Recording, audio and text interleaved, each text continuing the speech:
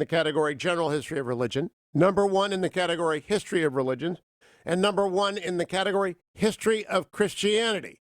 That book is titled provocatively God's Hand on America, Divine Providence in the Modern Era. Now, who would write God's Hand on America, Divine Providence in the Modern Era, and be number one in Christian history? Well, none other than, of course, Michael Medved, who is, of course, my longtime friend. I've been talking to Michael literally on the air for 30 years.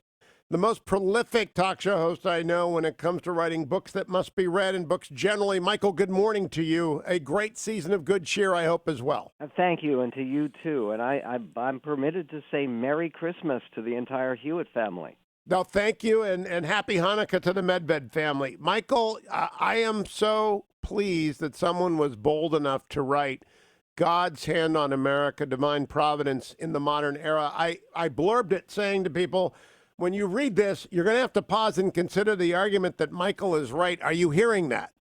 Yes, and what's really been very gratifying is a lot of people have suggested that the main themes of the book have actually persuaded them. And this goes way back in American history, is we did have founding fathers who were religiously unconventional, who didn't hold to conventional Christian religion, people like Jefferson and Franklin. But they had no doubt at all about the involvement of a supreme being, of what Washington called an invisible hand, guiding our republic and involving God's influence on our development and protection and sustenance. And what's fascinating to me is that this idea hasn't died. I write in the book about John Updike in 1968, right after Robert Kennedy was killed, said God has now withdrawn his special blessing from America. But if you look at what's happened to America since 68, we have won the Cold War. We have saved hundreds of millions of people from AIDS and from starvation. Capitalism has become really the model for the whole world, not socialism. Our special blessing is not withdrawn. America's dominance is more important and more real than ever before. Now, the greatest speech in American history is not, to the dismay of some, the Gettysburg Address, but President Lincoln's second inaugural, in which he includes this line, "Yet, if God wills that it continue," meaning the Civil War, "until all the wealth piled up by the bondsmen 250 years of unrequited toil shall be sunk, and until every drop of blood drawn with the lash shall be paid by another drawn with the sword, as was said 3,000 years ago, so still it must be said, the judgments of the Lord are true and righteous altogether." This is as complete a reliance on divine intervention as one will find in American history, but today people avert their eyes. They do, and they avert their eyes not only from Lincoln, but two of the chapters in the new book are about Franklin Roosevelt, who, honestly, until I began researching this, they have, in a sense, erased this guy's Christian commitment. In his D-Day prayer, he says that our troops are fighting for Christian civilization.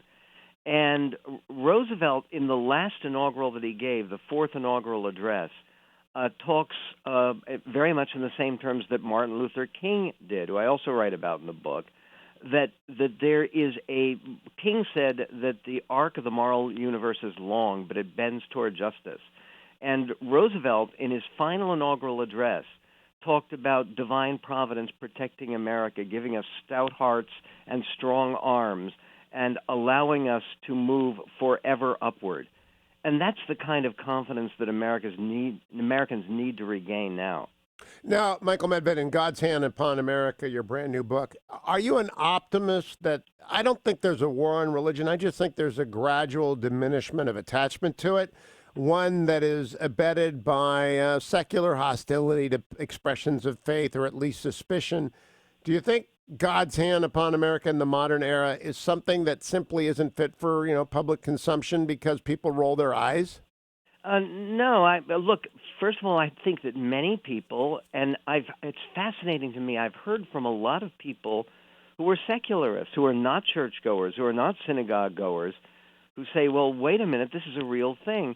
And again, I think of my own father, because my dad became religious later in life.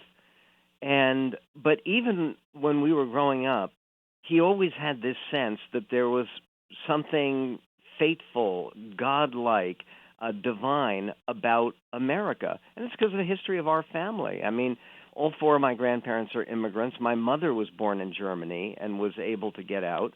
And when you look at what America has meant to each of our families, then it should persuade people that there is something spectral, unusual, dramatic about this. One of the things that is fascinating to me is right now there's this movie which is pretty good. I bet you've seen it. You've seen Midway, haven't you? Oh, yes, I did.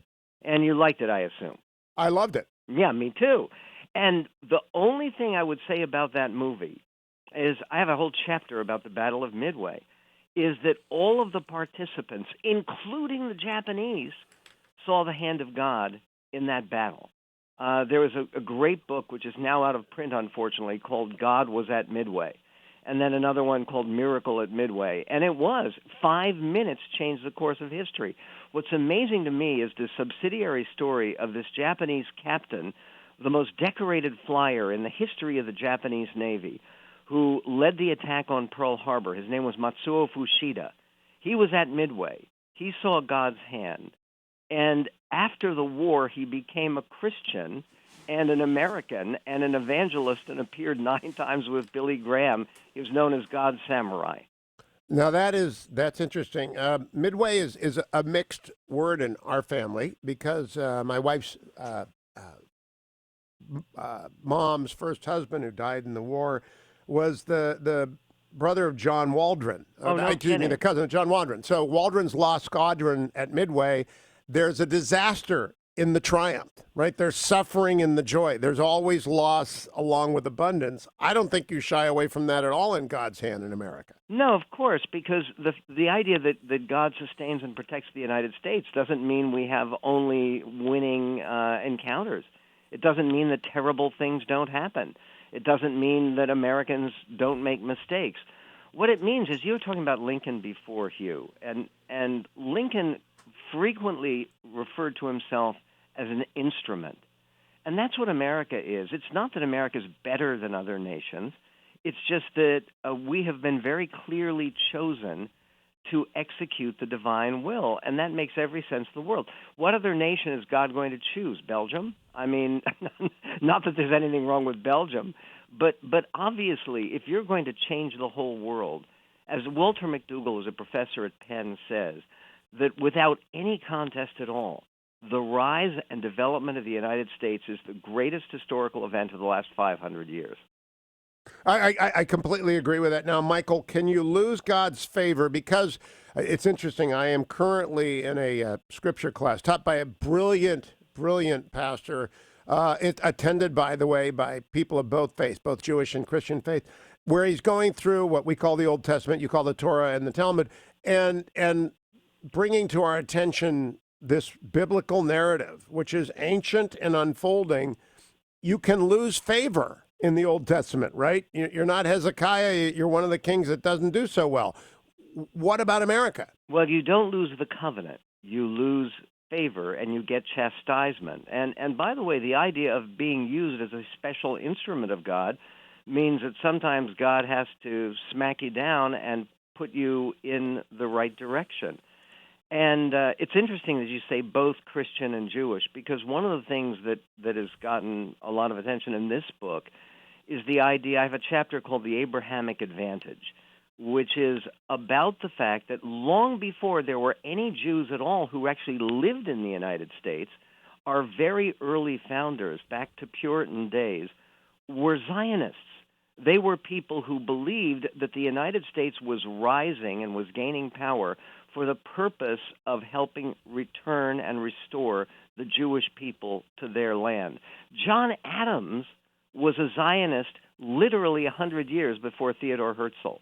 Wow. Which is kind of an amazing thing, and wrote about it, America's mission being to lead the Jewish people back in triumph to Judea, and he referred to it as Judea, not Palestine, and to rebuild the temple. What? Yes. Rebuild the temple? Yeah. And the first consul general. I'm not. By the way, we're not endorsing that. I'm just being shocked at something I didn't know. Neither am I, because in Jewish terms, and I think in Christian terms too, that's an end of days thing. That's a Messiah thing. or a Messiah's return thing. But again, I don't know of any sane political leaders in Israel who actually want to rebuild the temple now. But the vision of a rebuilt Jerusalem, of a return to Zion, was something that was embraced by our founders. Emma Lazarus, who wrote those indelible words on the base of the Statue of Liberty, "Give us your tired, your poor, your huddled masses yearning to breathe free," was a Zionist before Herzl, and wrote about America being used as a vehicle to help restore the Jewish people to their ancient home. And Harry Truman embraced that. Harry Truman, who recognized the independence of Israel 12 minutes after it was announced in Jerusalem, he was being introduced in 1951 and by his old friend Eddie Jacobson at a Jewish fundraising event. And he said, "Here's my old friend President Truman, who's one of the people who helped to restore ancient Israel." And Truman got up. He said, "Eddie, you said one of the people? One of the people? I am Cyrus. I am Cyrus." I didn't know that. That is terrific. There's tons of stuff here that has been, I think, covered up in history books. Just how Christian, deeply Christian, Martin Luther King actually had what was called a kitchen conversion, where God spoke to him during the Montgomery bus boycott. And basically throughout his life was prophetic, and his life was spared again and again and again. There was a very serious murder attempt against King where he got a knife in his heart. This is 10 years before he actually died. And he believed and understood that he was being sustained for a purpose, and the purpose was preserving, protecting, growing, developing America. And that is the story of America, God's Hand on America. That is the title of Michael Medved's new book, God's Hand on America. I've just tweeted out the link. Go to Amazon, Barnes & Noble, your bookstore. It is the perfect Christmas present.